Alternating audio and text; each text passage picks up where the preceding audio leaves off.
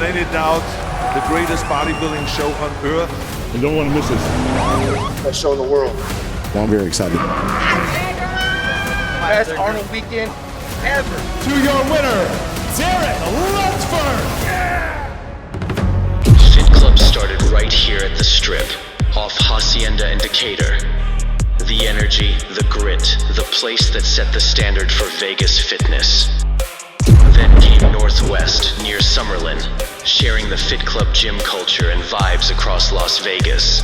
And the crown jewel, Henderson, a cutting-edge space designed for bodybuilders, competitors, and anyone chasing their best self.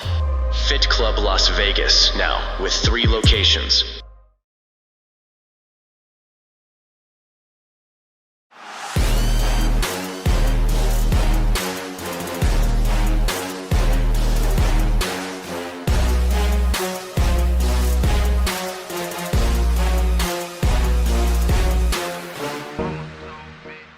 So welcome to the Cutler Cast. We have our MC of the Ohio and the UK, David Baye, who dieted 16 weeks to be on stage with a suit jacket on.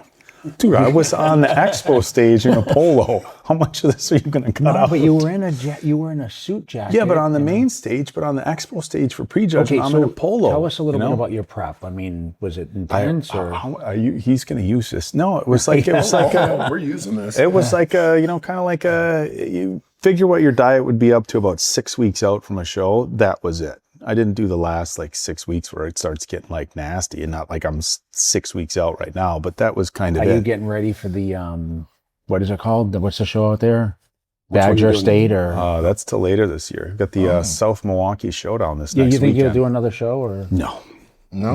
Fuck no. Then why are you staying too swole? Because I want to look good at the Arnold. This is my show. Not my show, but you competed in this on the stage. But he didn't have a polo on when he was standing behind a podium. I did. Look, at the end of the day, make it work. We don't just fight insurance companies, we train for it. If you want results, get a lawyer that puts in the work. 107. Do you trust a lawyer that doesn't train? 102. Or a lawyer that quits when it gets tough. Pacific West Injury Law. We're built to win. So guys, we just wrapped up a crazy Arnold Classic. You actually commentated, Phil. Welcome to Cutler Cast. Yes, thank you. We're glad you came over to help us break this down because you're the official person that actually goes through this time and time again at all these shows and breaks everyone down. And they didn't have a breakdown. But we didn't have a breakdown. They didn't do. Yeah. He didn't. There was no broadcast. No, but he did in Ohio. But he does them all. He does all the shows. He usually commentates all the shows. He's got a professional eye. Yeah, so he knows how to critique the physique. So Phil, obviously, it's a 3-week gap between the shows. Yes. Andrew Jack won $1 million. Insane. March won probably $1 million, probably Yours between all approaching $2 million. Probably close to $2 million. Because that one was 4. I got a couple that were 4. And then 3. Anyway. 2, whatever. 3 weeks. Yeah. Arnold made this comment on stage last night. Dave, you were present for that. March is a great month for Andrew Jack. Yeah, he said he wished it was March every month. He gets to go home with $1 million over the course of a couple weeks. So tell me what you think when you hear that number. Did you ever think we'd ever see that in bodybuilding? I had hoped when I was competing, and I actually envisioned it. I was like, I truly believe that at some point in time toward the end of my career that there will be a show that pays $500,000. And obviously I retired in 2020, but they got close, with 400. And here we are, having shows where, you got the Olympia at 600 and now you got the Arnold at 750 plus an extra 250 within 3-week period. It's insane. I mean, in a good way. I'm glad that, shout out to Arnold, just stepping it up, because one of the main reasons why I didn't do the Arnold, and I used to tell the Lormers this, is that the money was too low compared to the Olympia. And it was still 100 then. It was 130. Yeah. And I used to tell them, why am I doing the same amount of work for 2/3 less pay? Yeah. It just didn't make sense to me, especially knowing that if you do that show, you have the potential chance at not peaking for the Olympia. But now it's you got guys that are considering, either just doing both shows, or some people are like, I'll just do the Olympia or I'll just do the Arnold Classics. Would you have done both? I think knowing how I I know how to peak for a 2-day comp, and then I would obviously be able to see like how other people are consistent or yet inconsistent. I think my era, like we had people that were pretty consistent with 2-day shows. This era has definitely some issues with trying to find out their own recipe, in my opinion, as you've seen, like, you know, time and time again, like different champions every show. If I was in this era, absolutely, because I would bank on the fact that someone's not going to look good, you know, on Friday or Saturday. Yeah. What I can honestly say though, sorry, Dave, you know, in the beginning we started off and we were doing $10,000 prize shows, and that was okay with us. And I always say you don't care about the money till you're in the money. Then it turns into that, right? Because if we did this, I know for you, and you know, we were in the early phases of your career hanging out. It wasn't even about the money. It was about just being better and being true. But once you get to a certain level, then it becomes, okay, this is actually my profession. Like once you start getting the endorsements, and those endorsements rely on your competitive placings. Yeah, it was probably the opposite, I think, right? Like I don't think the sponsorships is what they were. Exactly. You know, so yeah, like you would tell me like, hey, you know, you win a big show, man. Like my pro debut, for instance, I was winning, I think it was like $25K for the Sean Ray Pro-Am.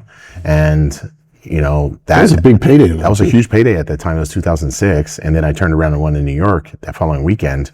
I mean, I walked away with some good a chunk of change, but at the same time, that was just to get me a sponsorship with a supplement company that was going to pay me 6 figures. So I was able to do that, you know. So yeah, your mentality was compete as much as you can to get your name out. And therefore those magazines would pick you up because they want to feature a champion or up and coming person. And then the supplement companies want to, you know, put ads in those magazines so you could double dip. But now, you know, without the magazines, it's a lot harder, I think. And that's why having these shows, I mean, look, like I think we all can agree, you can be actually 3rd or 4th and actually make some sizable money without a sponsor now. I saw Brian Powers put up that 2nd place at the Arnold is the 3rd highest pay in bodybuilding, period, because it's $250,000. 3rd place? 2nd. Oh, 2nd place at the Arnold. Here it was 125 or 130. Sorry. So Brandon walked away with 125. I don't see the green lights on their mics. Yeah, no, they're on. Yeah, they're on. Are they on? They're on the other side. Sorry, Yeah. I don't mean to fuck. It just turned the other way. Yeah. I was like, what the fuck? Hey, we're trying something new here. Yeah, I'm like, oh shit. This is all battery operated. So David, from the stage, when you talk about that $1 million, what's the reaction of the crowd? I mean, I think people are just surprised. You know, we're so used to seeing bodybuilding shows. I mean, a lot of the other shows is $10,000, and you expect the bigger paydays from the Arnold and the Olympia. But it's I don't, you know, groundbreaking. Maybe that's not the right term, but it's for a bodybuilder to know that within the course of a few weeks you can win $1 million. I think is something that people hadn't really expected.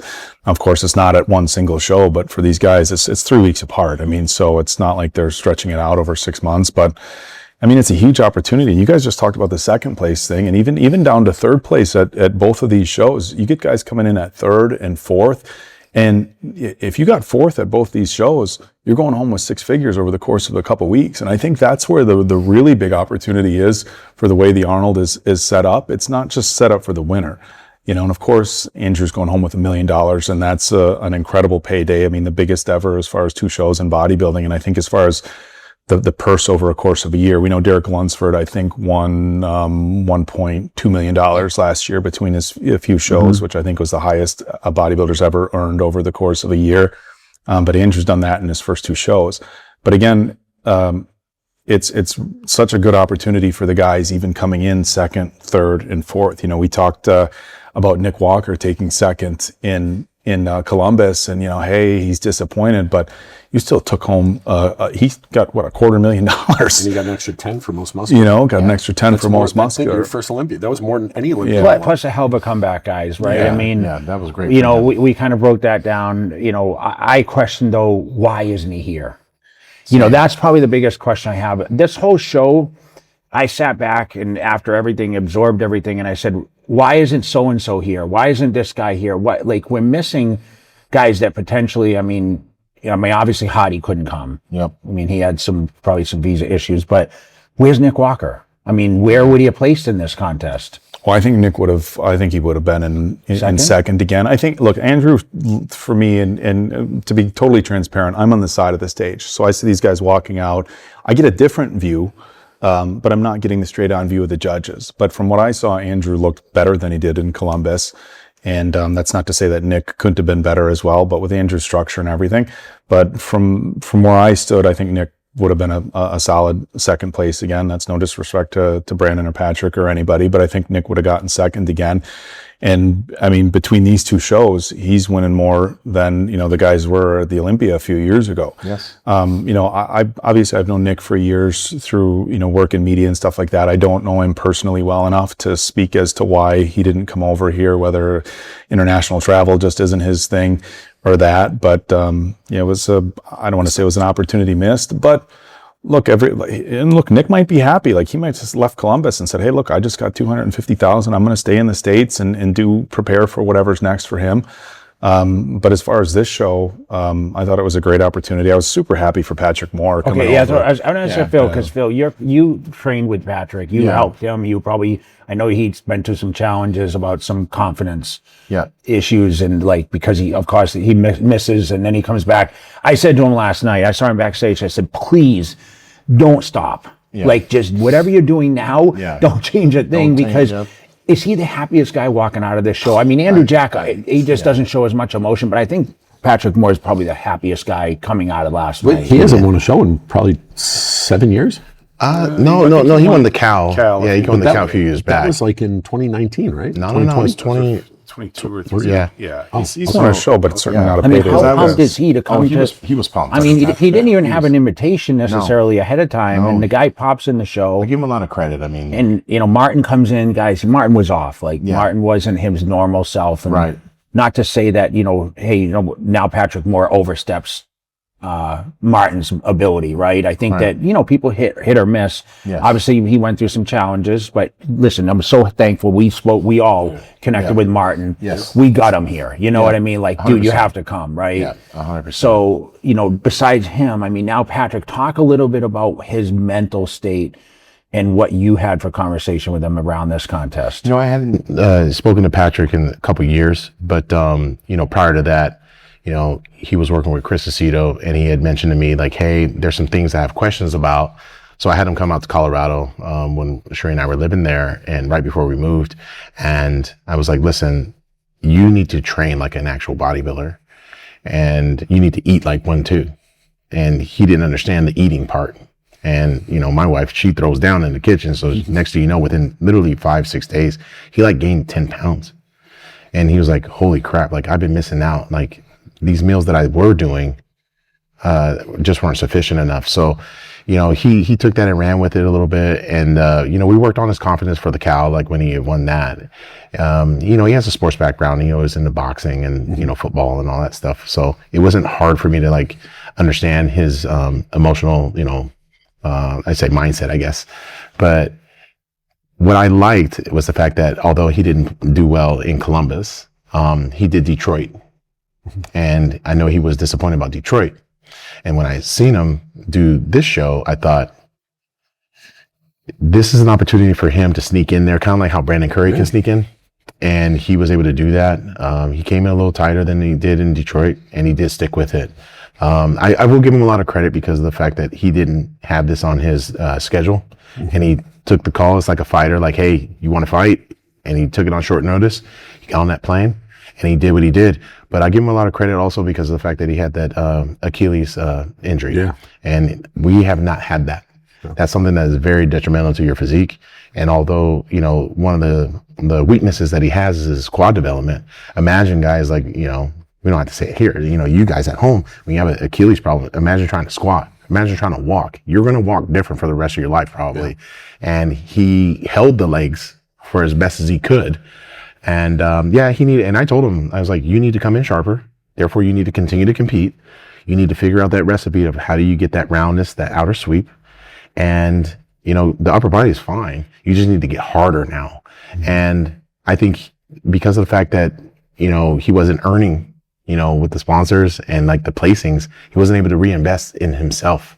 this is a guy that's still a personal trainer. Like he's driving around, like training clients from 6 a.m. to, 8 p.m. So he's working a real job every day. So, I was really happy for him. I talked to him last night. We talked for a couple hours, and I was just like, look, man, you need to do probably New York, you need to do Pittsburgh, like you need to do these shows, because I think a lot of people would love to see that type of physique at that event. Because what I noticed last night, which was really cool, was that he got that call out, and he stood next to Andrew, who was the winner, and they turned him around, and I was like, your back double bicep is actually crazy on point, dude. Yeah. Your back leg spread is dope. Now you got to get it to match with the conditioning in the glutes and the hamstrings, and that'll come in time when he can figure out how he can train around that. But he had asked, like, hey, I'd love to pick your brain more about it. I said, you got my number, we'll talk. But his confidence is much better. And I'd say him being a little bit more mature, that was the thing that he had told me that he worked on, is just his growth as a person. Because I always feel like you can have talent, but if you don't have the character, it's hard to compete at this level. Because we saw that with Martin as well. Yeah. And I just have to say, I'm glad that Martin showed up. Yeah. He didn't have to. He could have stayed home. He could have ate, ice cream and whatever. And yes, he wasn't his best. We know what his best has looked like. But he walked out there happy. I was happy to see that, because we didn't want to see a person, spiral down. And I know he got a lot of negative scrutiny online, and he learned a lot. And he had told me, he's like, Phil, I learned a lot. And, myself, Brett Wilkin, a few other people had reached out. We all reached out to him. He had texted me this morning. He was like, I'm just so thankful that you guys reached out to me. He hit me this morning too. And, he told me he used to, he watched you come back for the 2020, and like, he's like, dude, I would have re-racked Phil's plates just to be around it, be around greatness, So just tells his character. I mean, he's a fan of it. Yes. He'll take some time down. I don't know what his next plan is, but, Blessing, let's talk a little bit about Blessing. Because Blessing, I think Blessing looked good. Like, he made some improvements from what he was. I mean, he needed to be in better condition, but, he battled it out in Detroit, but he came to the show, and I sat next to Arnold. Arnold was like, wow, he's actually pretty impressive. He was impressed by Blessing. All right, take two. Hey guys, if you have not heard, I've launched my own TRT clinic. TRT Kingdom is now live. And if you'd like to schedule on consult or get more information, make sure you guys go over, check it out, and let us see how we can help with your health needs. Click the link below. Shit. Say click the link below. Okay. Click the link below. Yeah, I have an interesting point of view, obviously, being up at the mic on stage. And so it's interesting when I look down at Arnold, because I can tell who he's interested in, who's he's impressed by. And I know you were sitting over by Arnold when Blessing came out, and you could tell he was, he kind of starts doing that, and he's analyzing the physiques. And look, he's big, and I think he was definitely better than he was in Detroit. And I think he's another one of those guys, where he's like, you're this close, but you just have to push it to the next level. Very similarly to Patrick. Obviously, we're talking about two very different structures and different types of physiques. And he had a win in New York a few years ago, so he's won shows before. But he's one of those guys where he's very close. It's just like, okay, can we figure out the formula? But he was better than Detroit. And I think at the end of the day, that's one of the things that when you have a show like this and you get guys that jump in last minute, it's like, okay, are they going to be better than they were a week or two ago? And it's, I don't know if encouraging is the right word, but it's great to see these guys come in a couple weeks later and say like, okay, well, they really used their time over the course of the last few weeks to improve on their physiques. And look, you want to come out your best at any show, but I got to imagine, obviously, I've never been on the Arnold stage, but not competing. But I would imagine you just have a little bit different mindset. You're going to be on stage in front of a bigger audience, in front of Arnold, and you want to be your best. And to see not only Patrick, but Blessing come out better than they were in Detroit and be able to put on a show in front of Arnold in a great crowd in Birmingham, he had to feel good about this weekend. What about Akeem? Talk about Akeem. I mean, the guy rounded out the top six, right? Yeah, he carries a lot of mass, and I think he seemed a little downsized in a way than I saw in Ohio, just from where I was sitting.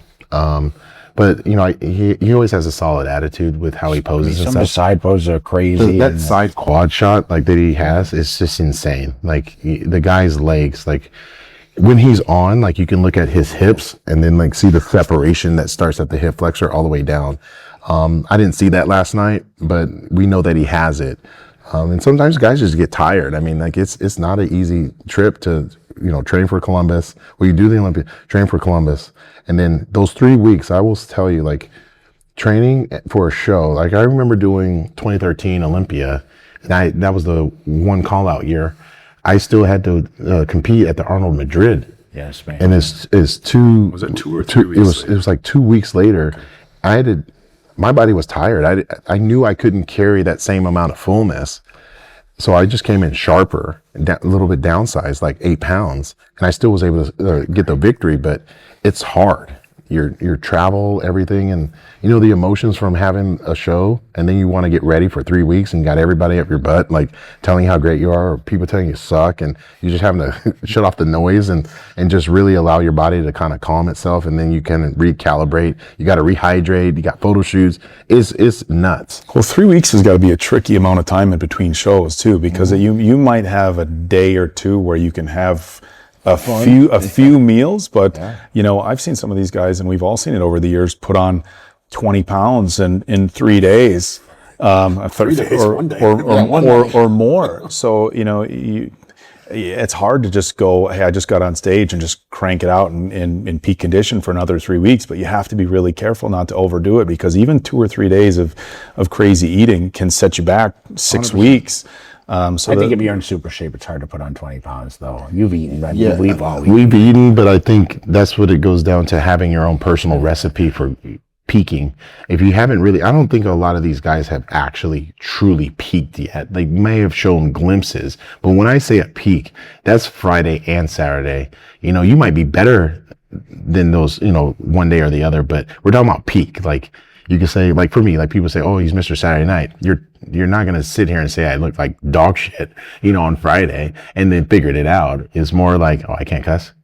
No, just laugh. You too. Yeah, but I'm just saying, like, you can't. It's not Phil Heath if there's no cussing. No. But it's like our one that got demonetized. Yeah, the one that they give the demonetized. Only one. F-bombs. Yeah. So, but yeah, it's like you can come in on a Friday, and then you bring it in even better on that Saturday. But these guys got to learn, like, maybe they need to. I told Brandon Curry this, and with Martin last night, I said, some of y'all just need to say, screw this. I'm going in Friday hot.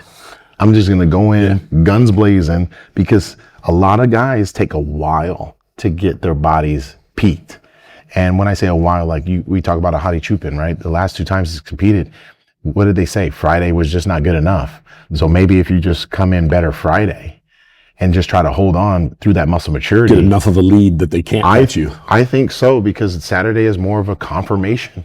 Mm-hmm. And you have your free posing, which you can control. So my strategy would be, like, if I was competing, I'd say, you know what, honey, I'm going in guns blazing Friday night. I'm going to eat up, that Friday night after prejudging, rest, and then just do my routine. I don't have to flex crazy if I don't want to, because all I got to do is probably do 3 call outs, if that, for the confirmation. And you're probably not going to be doing all 8 poses during the confirmation round. You're going to just be doing the poses that confirms why first, second, and third is existing.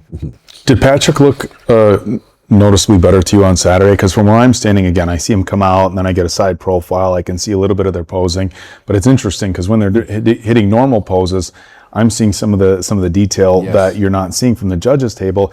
And when Patrick, even when he walked out and he started going through his poses, I had turned to Matt, one of the expeditors, who were kind of trying to watch as we're doing our thing, and Patrick looked like he was, I don't want to, be overly dramatic, but he looked like he really came out on Saturday, because with the way the call-outs worked on Friday, I was like, oh, do they have him in 4th behind Martin? Mm-hmm. And it looks at Saturday, he looked money. I mean, as far as, for where he was at. I kind of came at the very end on Friday, so I didn't get to see that full comparison, but I think, was Martin better or worse for Saturday night? I think he was about the same. I think he was about the same. Yeah. He was flatter. So, Patrick, the thing that stood out with me is the back double bicep. Literally, if he was in sharp shape, he might have had the best back double there. Andrew Jack has a crazy back, but his back double was just, he's got the small waist. Yes. And it puts so much illusion. People try to compare him to a Classic. Obviously, he's too big for Classic.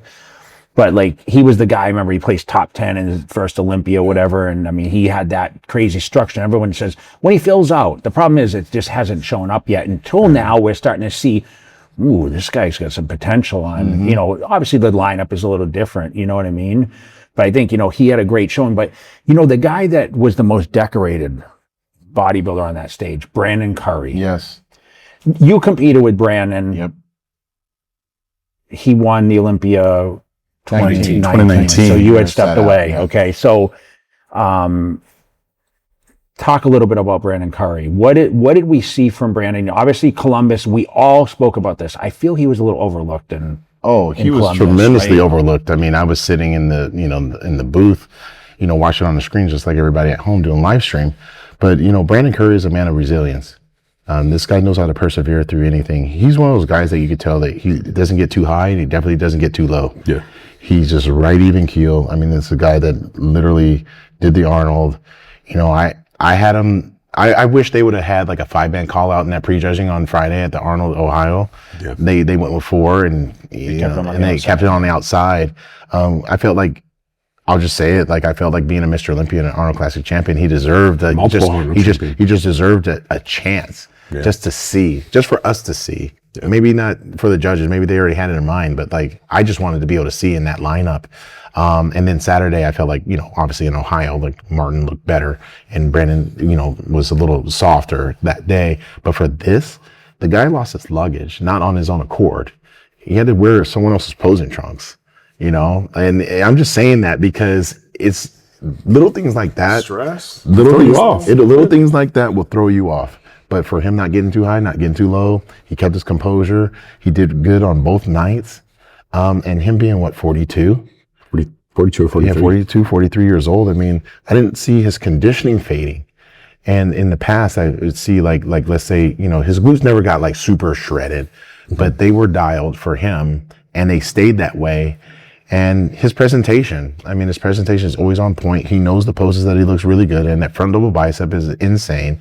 Full chest, abs tight, big ass arms, and, you know, great silhouette. But he knows how to battle too.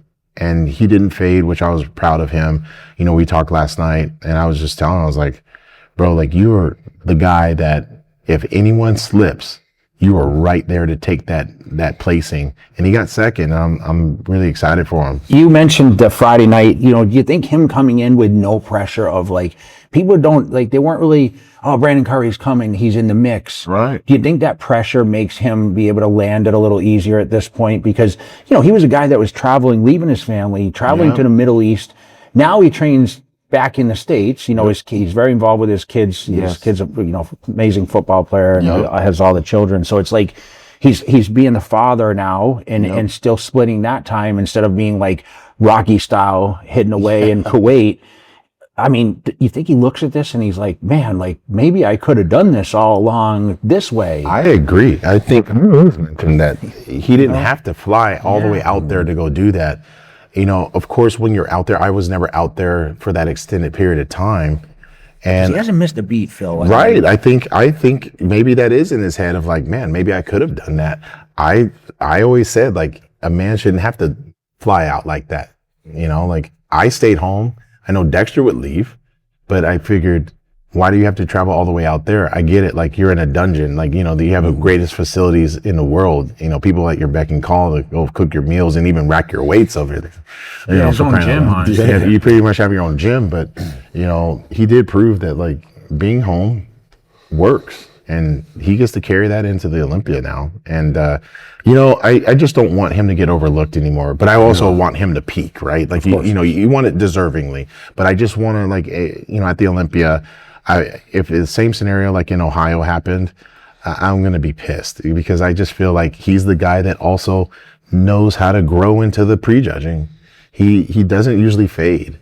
And he does have some weapons on him that other guys just don't have, like the side chest. I mean, his back double's not bad. His back lat spread is thick. He carries a lot of size.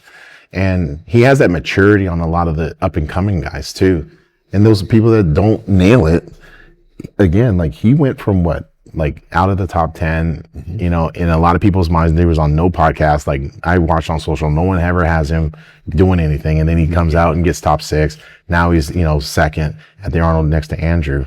And, you know, I even looked at his most muscular on some pictures from last night. I'm like, that was gnarly, man. Like he's hitting this one like he did, and his shoulders are still capped. They're striated. His chest is full. You know, and even the quads weren't bad. Like they were still separated and such. So, you know, props to him. I know he's going to probably shut it down.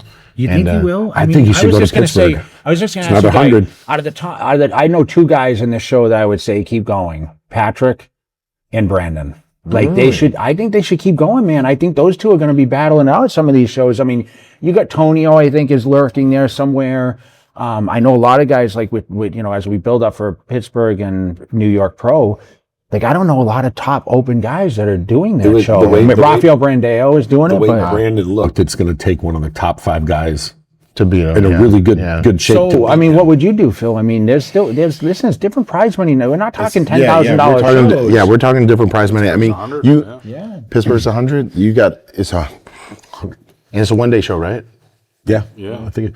Then I would consider doing it. I would definitely consider doing it. He's got a family of 4. That's a lot of money. Well, not only that, but like you have to think, okay, am I dealing with any injuries, soft tissue, whatever? Yeah, like pending you're healthy and you didn't have any problems like post show, I would consider. No, I'm saying I'm agreeing with you. I would consider it because it is a payday, and why not? Why not? And at this point in time in your career, you might want to consider getting as many titles as you can. It doesn't hurt, you know, like look at Dexter, what he did, you know, he wasn't winning Olympia, but he was still winning other shows. Like he still did like shows in Europe. And don't you remember at the end of Dexter's career, he went and did New York? Yeah. And he said, I never won that show. I need to have that title. Yeah. I don't know if Dexter was still pushing at 46, 40. I mean, he was still great then. I mean, I think out of all the guys competing today, Brandon's the longest tenured competitor. If you look I remember him in BSN ads as a prodigy. I mean, you remember the 08 US. I want to say the 08 USA's. I was at the Nationals when he won. Oh, Nationals was it? I believe it was Nationals. Yeah. But the thing is, you know, that I'm the most impressed with Brandon is he doesn't need to be winning an Olympia or an Arnold anymore to do the business of bodybuilding. You know, our good friend Sean Ray, always the business of bodybuilding.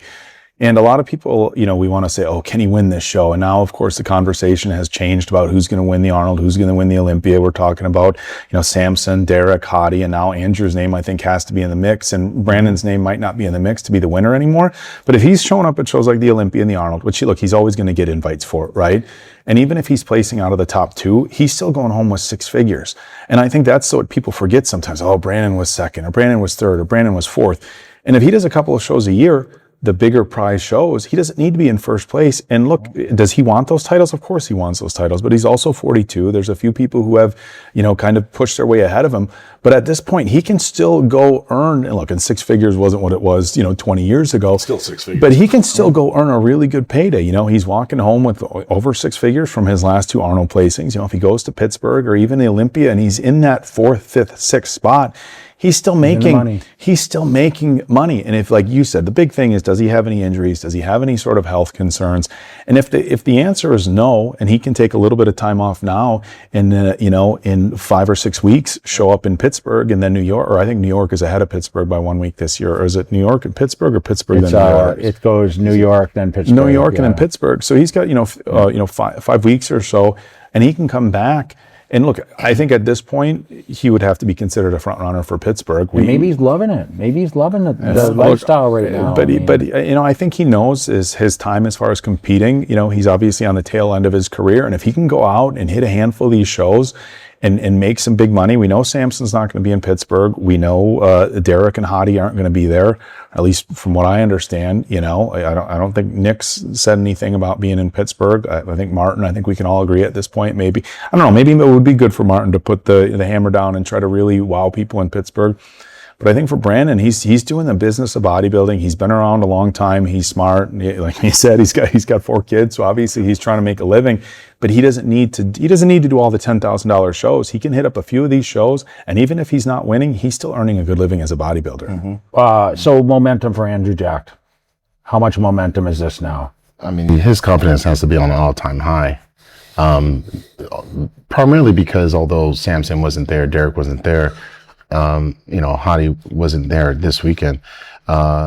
He has to know that like he is the guy that people are going to be talking about. He has to know, and I mentioned this to him last night. I'm like, you're the biggest dude. You're tall. You got the tools, man.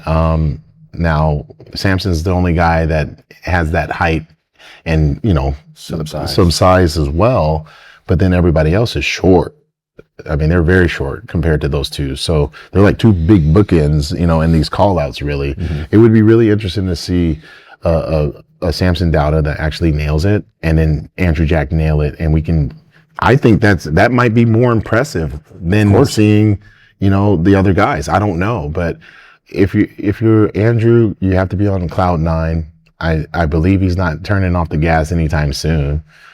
He seems very even keel when I spoke with him, and I like that. But I did mention, when you go for the Olympia as the Arnold Classic champ like this, you have to be formidable. That means like when they're talking about moving people around, you need to take up some space.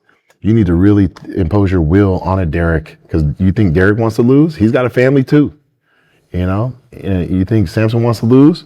He just lost. So Samson's got a lot of things that I know for a fact, like Samson Dauda definitely knows that this is a show, the Olympia, that he has to win, because he declared, hey, I'm going to gain more size. I'm going to redeem myself. And when you take a full year off and you don't do that, then that's when people start, saying like you're finished or this, that, and the other. And I don't believe he is at all. But overall, I think Andrew Jack deserves to be in that top 3. A lot of momentum in last year's Olympia, Phil, and then I thought he should have won. That's what I mean. We haven't seen a guy that big and detailed in a while. And when you talk about separation, I know there's been a lot of criticism since your era, about the deep grooves. I mean, is there anyone having more grooves than Andrew Jack? Is the question. As far as like upper body is concerned, probably not. I think Derek has it on the lower half, and even Samson does from the front.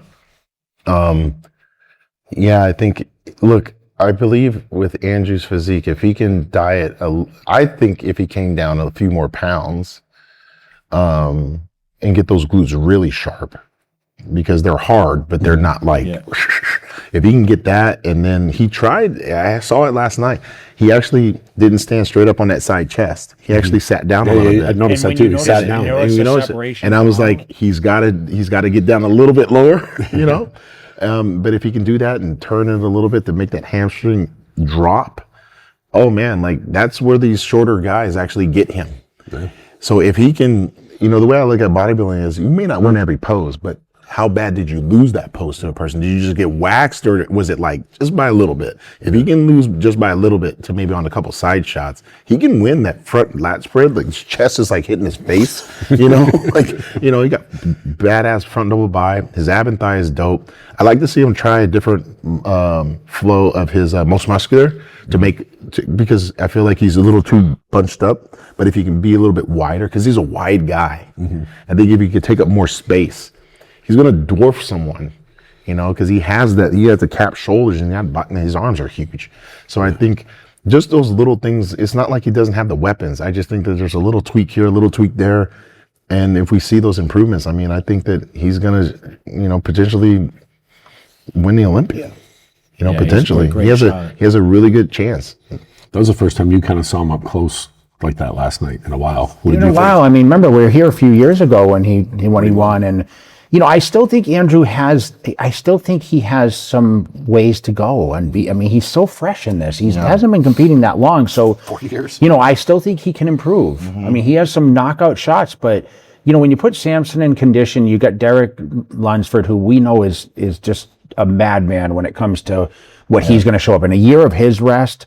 It's scary, I agree. It's kind of like we talked about with Hadi, if he can stay, everyone can stay injury free. Derek almost had that episode last year before the Olympia with the chest. If he can, he's going to come like a machine. So I think it's building up for a great end of the year season, but I think it's all going to come down to everyone's going to want to see judges, please give Samson and Andrew Jack a 2-man call out because we want to see it. That might be the loudest 2-man call out we've had probably since you and Ronnie or you and Kai. I mean, Or you and Jay. Yeah. I mean, they have to deserve it, but like I think those two, like we're going to talk about this all year now.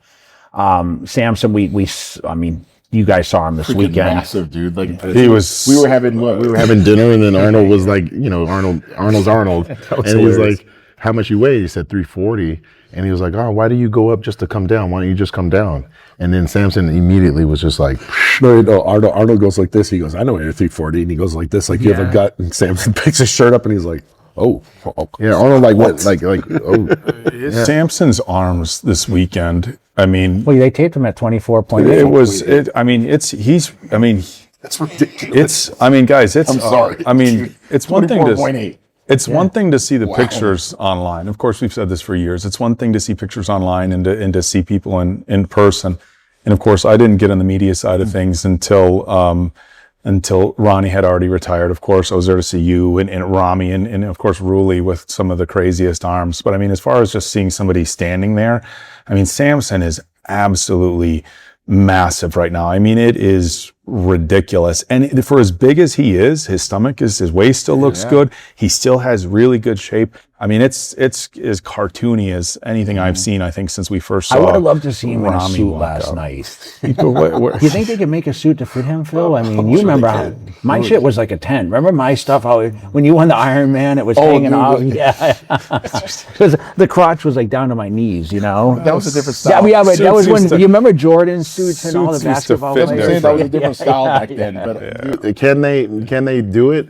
Absolutely. I just think that he probably prefers not, wearing that. But you know what I noticed too? When we were with Samson, when you're around someone really big, you notice how they like breathe really heavy. He doesn't. No. He's very like He wears it well. Yes, He you wears could it tell well. he He's not wasn't like sweating. unhealthy. He Yeah. wasn't. He was just wasn't sweating at all. And it's very, at first, I believe, when he said he was going to gain a lot of size, I mean, we were all pretty concerned because, you're going over 320 pounds. I mean, that's a lot of weight. That's a lot of weight on the organs and everything else. And you're just trying to conceptualize, like, is that going to equate to like real muscle? And he just wears it so well. Mm-hmm. He's still athletic looking. I'm really eager to see like how defined he can get that because, one of the only critique I have with him is, will that mass go to the back? Because I feel like in some of the shorter guys, they've exposed that because they're very squatty and then their lats are thicker. Even Andrew Jack, he has very thick, lats. Samson does too, but like because of his silhouette being so nice, it's like some of that mass goes to other areas, like his quads. Like his quads are sick. Yeah. Abs are great. Arms are great. I just want to see like the feathering in the triceps and shoulders, and I want to see that back. I want to see like a bigger version of what we saw when he won the 60th. Mm-hmm. I think if we see a bigger version of that, even if it's 5 freaking pounds, that level of hardness and flow, that's even harder for maybe even Andrew Jack. Yeah. So that's why and this is all theory, but we have to see them up close and actually see them, in those transitions. But, I'm really eager to see what Samson can do. Because I know that he was, like we had talked about at dinner, like he was disappointed, but at the same time, he wasn't like to the point where he was down. Yeah. And I really like that type of attitude. Him and his wife like have like a very great bond. Yeah. They hold each other up, and I think that's what's going to really help him, and that's what has helped him. Because when you go from winning the Olympia to getting 4th, I wouldn't know what that felt like. Like that would bother me a lot. I wouldn't even want to. I would still go do the business of bodybuilding, but I would be like in and out. I'd be like strapped up in the gym. But for him, it's like a lion, just like observing, surveying, doing the work and planning his attack. So I'm hoping that he stays healthy too, just like everybody else. We all agree. He looks great at whatever weight he is right now, guys. Yeah, he looks like incredible. He doesn't look like it's in the wrong place. Do you think he should post going into the show? Or should he just go 0 dark 30? I don't know, man. Sometimes you could do either one. I think I think as fans, we want to see him post. Because fans, of course. The fans, look. It's a social media era, man. It's a social media era. And the guys who stay covered up because they're going to shock people, it's like, well, if you stay covered up the entire prep to shock people and you don't pull off something incredible, then you just wasted your 12 weeks of prep covering up, not kind of keeping your fans updated and all that. And look, as somebody who was, always the fan with all the DVDs and stuff like that, I was always like, hey, if you guys are making DVDs with these baggy sweatshirts and hoodies and stuff, it's like, that's not why, that's not why we watch bodybuilding. We want to see the tank tops and stuff like that. The one thing I will say about Samson with his weight, I think there's a little bit of added pressure for him, because if he doesn't bring that crazy conditioning, then everybody's going to do that. Well, you took the year off, you put on all the weight, and it didn't translate to the quality on stage. And I'm sure, look, Samson's a very intelligent guy. I'm sure he's well aware of that. So not only is there the pressure to regain the title after 2 years, there's also, him saying, okay, this is where I'm giving myself a year. He hasn't had a break in a long time. I'm going to put on that exercise. He's carrying it well. But there is that pressure of he needs to show up in really sharp shape. Otherwise, everybody's going to say, hey, we told you, you got too big. You didn't need to be bigger. You just needed to be sharper. But as far as an off-season bodybuilder and size and aesthetics, I don't think you're ever going to see anything like it. Yeah, we went through that every year. I mean, being Mr. Olympia and sitting out, coming back, your expectations get, and sometimes you're on or off. I mean, and you have to be good enough. Yeah. I learned that watching Ronnie, watching you. You have to have almost like a different version of yourself that is still formidable to keep that title. You're not always going to be, you're not going to always be 09 or 2001. I'm not going to always be 2011 or 13. You got to figure out a way, and you have to be prepared just in case, like they say in boxing, styles make fights. You don't know who you're going to be standing next to as a champion. So if someone else gets bigger and the judges are like, well, maybe we're not going to judge it heavily on the conditioning side. We're going to go more for shape. I don't think, like, if you have Andrew and Samson, we're not going to be talking about who's the most conditioned. We're going to talk about like who's the biggest dude that didn't shit the sheets, like who isn't watery, because they carry so much space on that stage. But man, I'm excited for it. Have we had an Olympia or an Arnold where you have two guys over 300 pounds? Yeah. In that top 2-3. The Olympia? Mm-hmm. Well, I mean, if Ronnie was really 300. No, I'm competing against each other. Ooh, like we always had one, but have we had two guys that were that big? No. Ronnie and Gunter. But was Ronnie really? But Ronnie was I know in both of them guys are. I know in 03 Ronnie said he was 290 or something. I've heard some of the other guys. No, he wasn't, but it didn't matter. He looked 300. He looked 300. He looked 300. That's all that mattered. Yeah, it's good. The most interesting thing for me, when a potential call outs later on this year at the Olympia, is just the difference in physiques. You have 5'7", 5'7", 5'7", if we're talking Hottie, Derek, Nick, Martin, and then you have 6'3", and it's like there's almost nothing in between. It's like where are the good 5 foot? Where are the good 5'10"? Where's the guys? Where are the guys who are 5'10" or 5'11"? Your Ronnies and your Dorians. I mean, they're in classic. Your Hunter Labrada, who could be a guy that sneaks up in there. And there's going to be some faces that we see, but it's someone that is like right there to actually do some damage. Like looking at, and that's part of where I do feel for the judges, because when you talk about judging apples and oranges, I mean it's having a couple of taller guys and a couple of shorter guys, it's a mess. And we talked for years about, if you have 3 short guys or 4 short guys and then 1 tall guy, the tall guy stands out. We talked for years. Of course, Peter McGough always loved to say that, the best thing for Jay Cutler and Branch Warren were each other, because they were a little bit different than the Dexter Jacksons maybe and some of these other guys.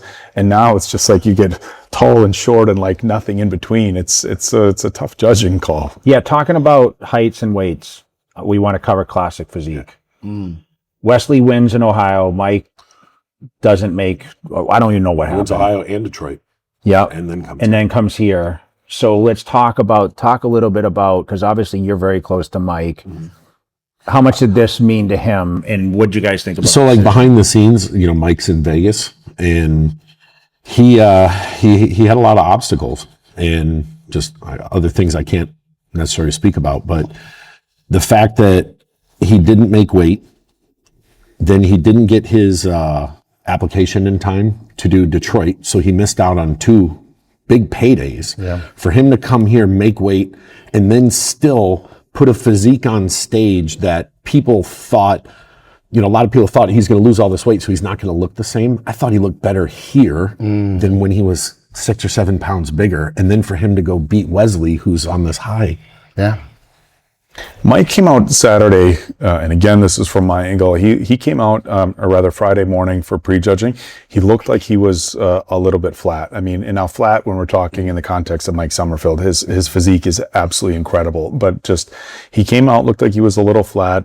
I don't know that Wesley was as good as he was in Columbus or Detroit, but it was close. Wesley looked great, but Mike came out Saturday night, right when he walked out on stage. I mean, he was vascular and full. And I mean, just standing there, not hitting any poses, his whole chest. And we always talk about you can't see it on video or picture. So I don't know if it's anything that people could see, but I'm as close to him as anybody's going to be. And he was walking out, his whole delts, his chest, veins just everywhere. And of course, his coach Neil Hill is great and knows how to peak him properly. And I was a little worried when I saw him at first. I'm like, okay, this is what that weight reduction did to his physique. And then a matter of, 7-8 hours later, I mean, it was incredible. A very deserving win for Mike. And it's got to be great for his confidence, of course, to not make weight and then to miss Detroit. Had he come here and got second to Wesley, then it's like, okay, what's next? Do I need to take another break, or do I try to go right into Pittsburgh and get a win and diet for another 5 or 6 weeks? And we know how much he must have struggled to make weight.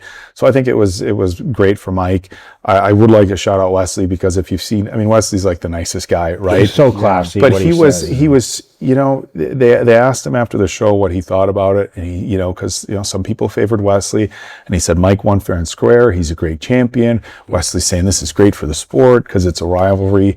And, Mike got emotional on stage. I did the interview after the show. He got emotional, and it was a really good weekend for Classic Physique.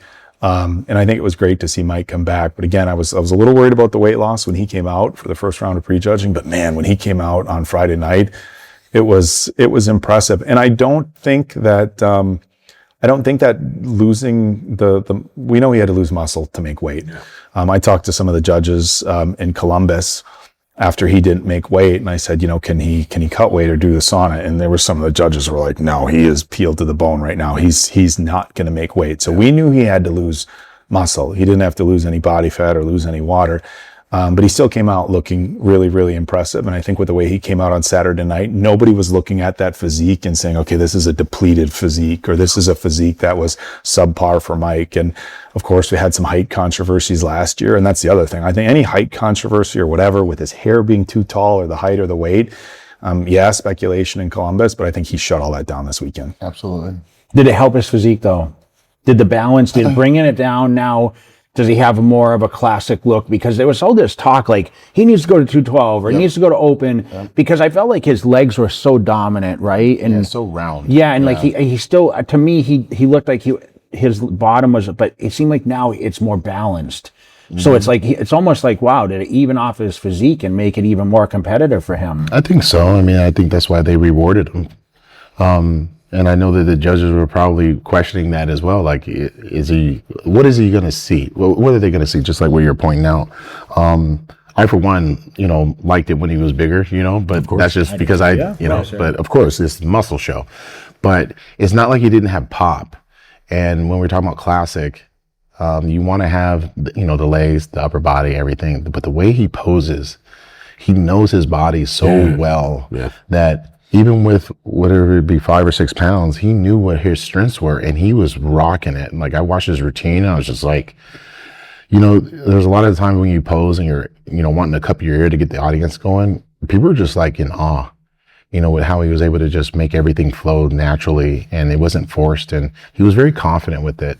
Mm-hmm. And, I give him a lot of credit too, because, mentally and emotionally, I know he was getting hit hard last year.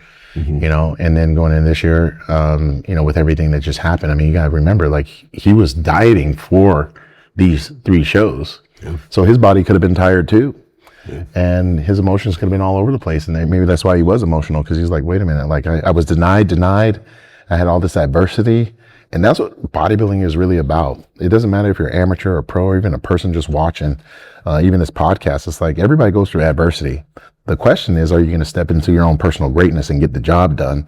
And he was able to do that, and he silenced everyone. And and I said it the other day, if anyone has any doubt that he isn't a champion, you need to go look at the scorecard. You need to see that he hoisted up that trophy because he earned it. Wesley acknowledged it. And I know Wesley's going to, do his best to get some payback. But, for Mike, I think this is classic for him. I'm not looking at his physique saying he should be 212. Because I think you and I were talking about that. He could. Yeah, he could. But it's a very interesting discussion. Yeah. I think, when we talk about Mike in 212, again, the judges that I spoke with in Columbus said that Mike not making weight was absolutely shredded and looked ridiculous. He just didn't make weight. And of course, we can make those comparisons to Keon Pearson. For how many years was Keon competing in Classic?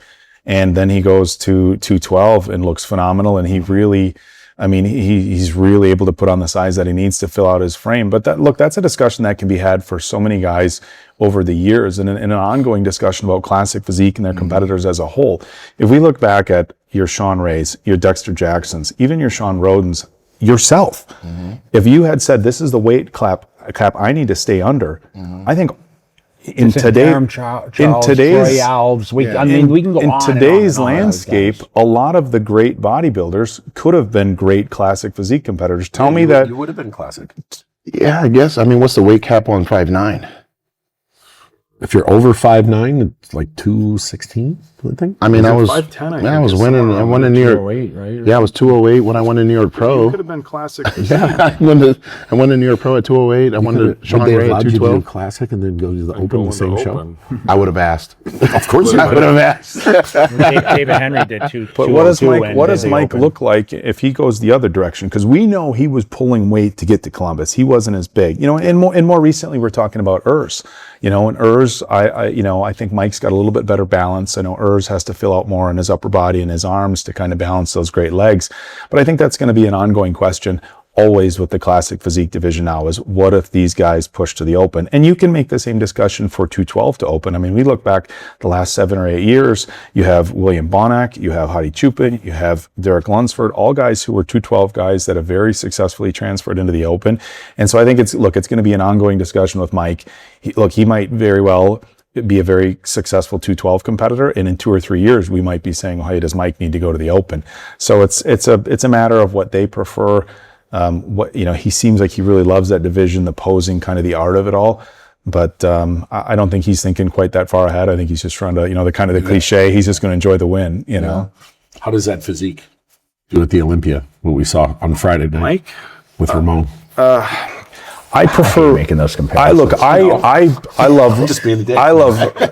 spot. I'll take that. Look, I love Ramon, and he's a guy out there having so much fun. We just saw him in Subway commercials down in Brazil. He's like a rock star down there, and Ramon's got an incredible physique that's super impressive. If I have to pick between the two in a very difficult decision, I like Mike's flow and his symmetry just a little bit better than I like Ramon. But Ramon's a great champion, and if he comes in and he's at his peak and Mike's a little bit off, you're going to give it to Ramon.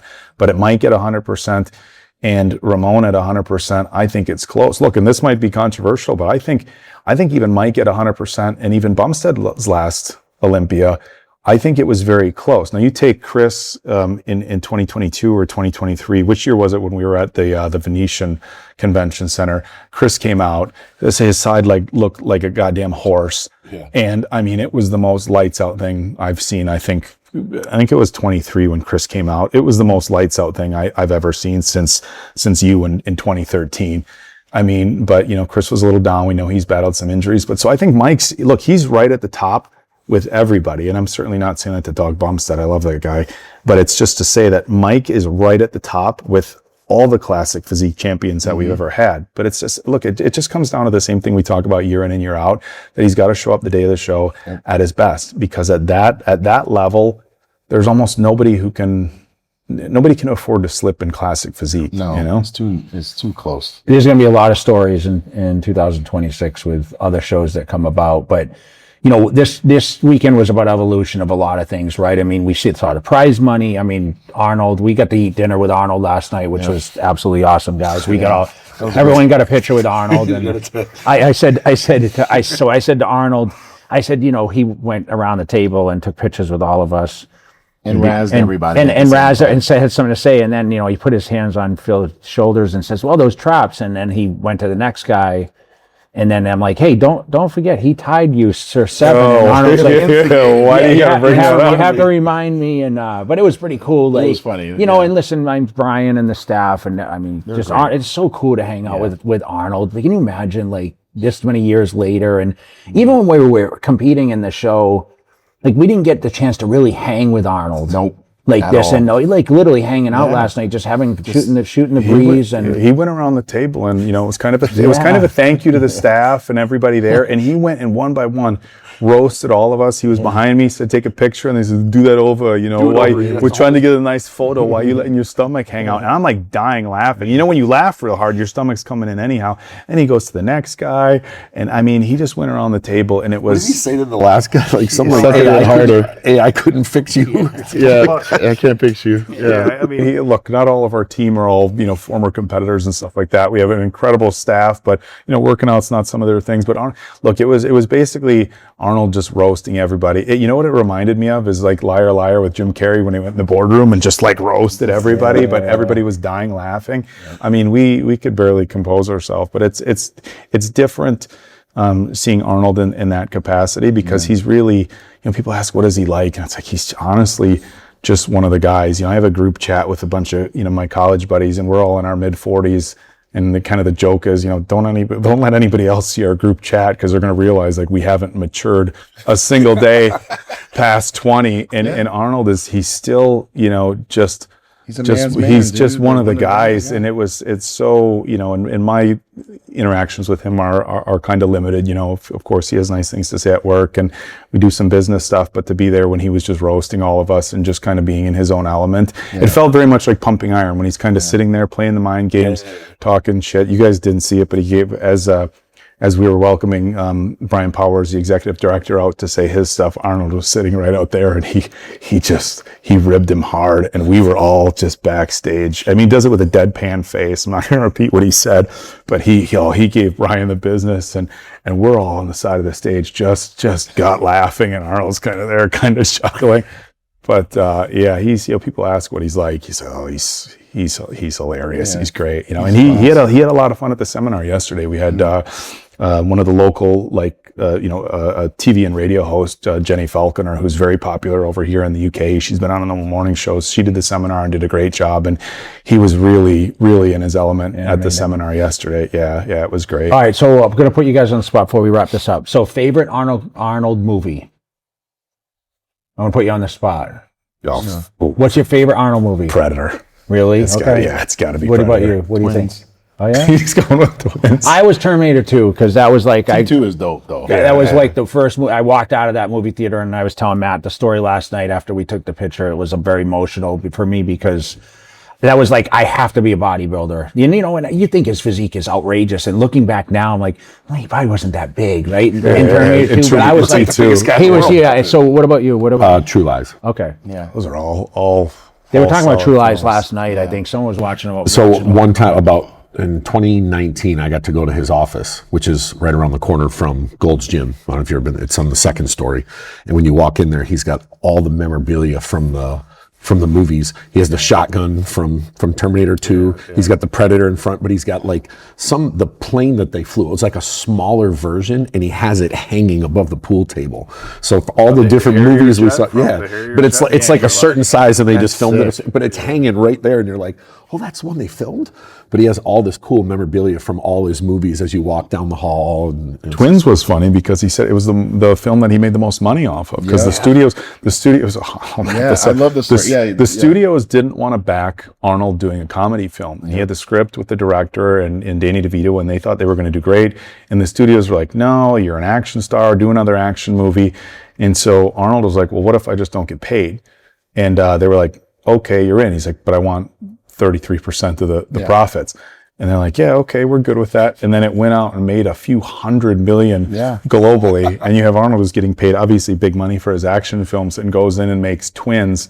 And like makes the lucrative most. one ever, His biggest earning was Twins, and it was also one of the first, one of his first films to make over, I don't know if it was 100 million in the box office or something like that. But it's funny when you talk to him and you think his favorite old films would be your Terminators, your Predators, but he always loves talking about Twins and how the studios were like, okay, if you want to take your cut, But it was a fun story. I love that. I love the movie because of the storyline, obviously, but there's like the scene when they're in the convenience store and after he ripped his shirt, he's literally like this, and you see his bicep just rip that shirt, and then Danny DeVito's like, Jules, your back, it looks like it's going to explode, and then he gets the t-shirt on and he goes, what's this? And he goes, Born to be bad. Those type of movies. Cool now? Yeah. Those type of movies are like, they're just epic, man. Like, and it wanted you to be big, he made muscles look really cool on screen. And obviously back then, being big, like that size probably was a risk in some, areas, for a comedy, for instance, but he defied all the odds. And, like you said, I think it was, what was the guy, Matt Reitman or what? I can't remember. Reitman or something like that. But he made all that money and, was able to do a lot with it. But yeah, I always wanted like another Twins. I wanted the Twins too. I thought they talked about doing it. They had talked about it for a while. I think the gentleman who directed it had passed. You know what I was thinking about one day? Think of like both of you guys have been the best in the world at what you do. Arnold was the best bodybuilder. He became the best actor in the world. Yeah. And then he became the governor of a state. Each one of those things kind of puts you on the Mount Rushmore. For sure. And he did 3 of them. And he's still going. And now he has the best show in the world. Right. He's 4. He's just, he's just one of one. Have you guys read the book? The book, Be Useful? Here's the one thing I'll say to people. If the Be Useful, a great book, get the audiobook. And here's why. So I bought the book when it came out. And, I read it cover to cover, and I don't read a lot of books, so that's saying a lot. I read it cover to cover, loved it. It was a lot of stories that I had heard previously through the seminars and stuff like that. And then before doing the seminar in Columbus, I'm like, I want, kind of refresh myself on some of those stories. And I got the audio book, and I just got it on iTunes. You can get it Amazon, whatever. I'm not getting any commission from Arnold for this, but he reads it himself. And so when you read the book, you're obviously reading it. And when you listen, I would listen to it driving on the treadmill. Arnold's he's reading the book to you. And it's like, it sounds like this just like 7-hour motivational speech. And so whether you're somebody who doesn't like reading or you've already read the book, get the audio book. It's nice to have the hard copy. I have it on display in my office, which is all Arnold stuff. But get the audio copy, and it's such a different experience from reading the book. Like you're in your car. I was with my fiance. She's driving. She's like, "This is what we're doing. Is we're listening to Arnold. Yeah. Like this is what we're doing." And I've gone back, and I'm like halfway through my second re-listen because when you're reading it yourself versus having him narrate it, it's it's a really cool experience. So if you haven't gotten the Be Useful book, and the books aren't really your thing, get the audio book. It's super motivating and it's fun with him telling the stories and stuff. So. Absolutely. Yeah. We love to hear the story. What's your favorite Arnold movie? I think that's kind of good to kind of leave it with, but Phil, thanks for coming on, catching up with us. Absolutely. Dave, you also, but, we'll see you through the rest. When's your next, each other at FIBO? That's right. Yeah, so we'll be kind of covering the stuff, guys. So if you guys want to comment below, obviously we just wanted to kind of get this kind of wrapped up and get it out. Instead of being back in Vegas in the studio, we found a spot here in the hotel. So appreciate you guys coming on, and of course, another successful year, man. So we're out.